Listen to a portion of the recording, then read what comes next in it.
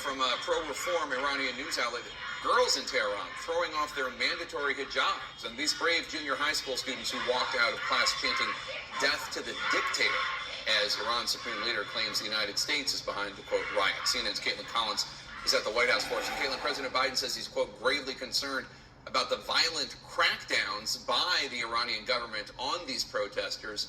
Is the White House planning on more concrete action than some sanctions in that statement?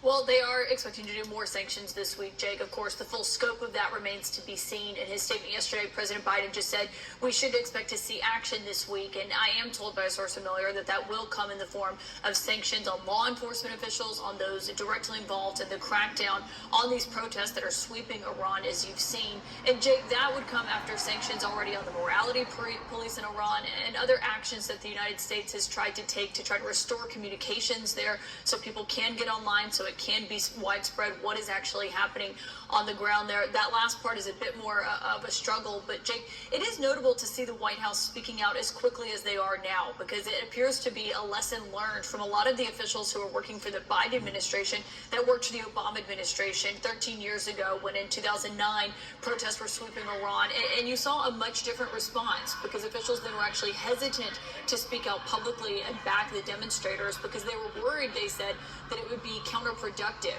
But then, of course, you see people like Jake Sullivan, who is now the national security advisor here in the Biden administration, saying that they basically learned the lesson that it's better to speak out now. It's better to be more forceful and more clear early on about what's happening and about the support that they have for these demonstrators. That's what you've seen President Biden do, as he did at the United Nations in New York. That's what he's done in this statement yesterday. So it remains to be seen what the full scope of these sanctions are going to look like, Jake, and where it goes from there, what kind of effect it has on the negotiations they were trying to put together to revive the Iran nuclear deal. But you are seeing a much different response now than you were back in 2009. Of course, how that actually ends up remains to be seen. All right, Caitlin Collins at the White House for us. Thanks so much. With us now to discuss Iran and more, former Hillary Clinton advisor and author Homa Abedin. Homa, having worked on so many foreign policy issues throughout your political tenure, including at the State Department, I just want to get your reaction to what's going on in Iran. What do you make of the Biden administration's response so far? Well, Jake, first of all, I was just happy to hear on the report what Jake Sullivan just announced in terms of sanctions. I, like so many millions of people, watched with fury when Mahsa Amini was killed, essentially after being in police custody just for not wearing a proper hijab. And I had goosebumps because, as somebody who grew up in the Middle East, grew up in Saudi Arabia, I remember days when, as a teenage girl, when I had a little hair showing, needing to cover it. And so the notion of the courage and strength that these women are showing, and really the people of Iran are showing, is something to just be admired. And this is not, as I think most Americans know, this is not about the hijab law. I mean, women in Iran have been, protesting against the hijab law for, on and off in some way or another for the last 43 years. This is about controlling women, controlling the Iranian population. And so for me, I think I'm glad to hear the administration is coming out and for supporting the demonstrations. I try to envision, if we believe that 60% of college graduates are women in Iran and 70% are STEM graduates. If these women had the freedom to pursue whatever it is they wanted to pursue, the future of this country would be incredible. And I was talking to an Iranian American friend earlier today, and they said this is really about the Islamic Republic versus Iranians. And that, to me, is one of the reasons why I think we need to keep talking about Mahsa Amini, keep supporting the protesters and the demonstrations, and this is a spark that will maybe lead to some change, which is clearly much needed.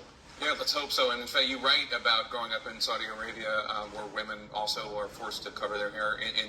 In your book, Both And, which is, I'm holding up the hardcover, but it's now out in paperback, you write, the verses in the Quran about modesty were not just about clothing and hair, they pertain to our code of conduct.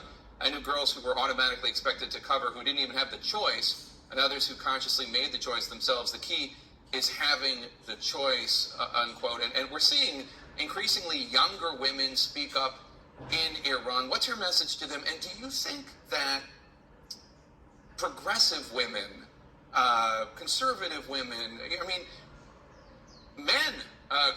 Should there be more of an uprising in the United States in terms of marching for these girls and women who are so brave in Iraq?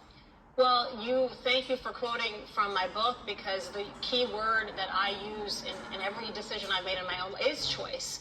And for so many Muslim girls and women, we often don't have a choice when making decisions, certainly when it comes to hijab. I happen to live in a household or in a community where it was an individual choice. I had women in my family who chose to wear the hijab.